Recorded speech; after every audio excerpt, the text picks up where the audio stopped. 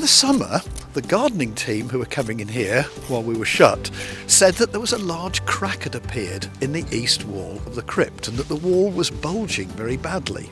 I came up here in December, started to work on the collapsed wall, and then it was decided that the north wall might also be a little bit unstable, and so we ought to brace it before I carried on any further.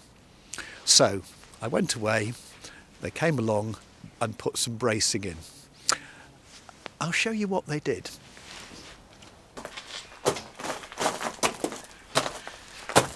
So when I actually got here and found that this was what had been put in, it's very, very safe. It's going to stop that wall falling over, but the main problem is that I can't really get to the bit that I'm supposed to be digging, which is here, and also I wasn't quite sure how I was going to get all the spoil out without either braining myself on a scaffolding pole or tripping over one. So you can see my problem. Back in the crypt, and now the scaffolding has been removed, so it's both safe and accessible. But in fact, I call it the crypt, but we've been having a bit of a rethink about this because, after all, when it was excavated in the early 20th century, it was full of human bones. So perhaps we ought to be calling it an ossuary or a charnel house rather than a crypt.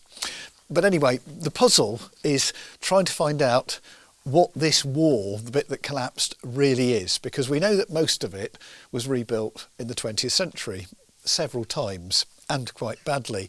But the question is there anything medieval surviving here, surviving behind it and also at the bottom of it?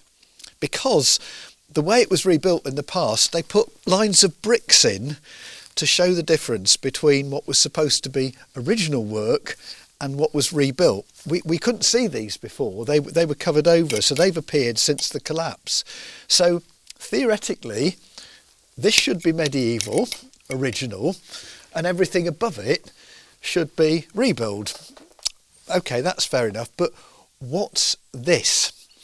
Because a lot of loose stuff has fallen off, but I've just been cleaning this up and it's more solid. It's just sort of clayey, sandy. I don't even think there's any mortar in it, but it's holding together all these stones. But it could be the core, the centre of the original medieval wall, because the way they'd be built was sort of effectively two skins of stone and you just put anything in the middle. So that might be the core of the medieval wall, I think. We also need to find out what's going on the other side of it as well, because clearing all the vegetation away showed a line of stones which supposedly marked the back edge of the wall.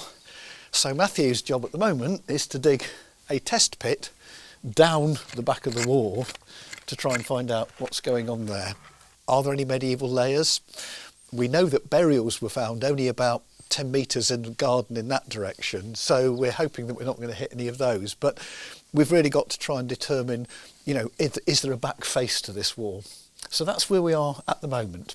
Still medieval, 20th century, trying to work out which one's which.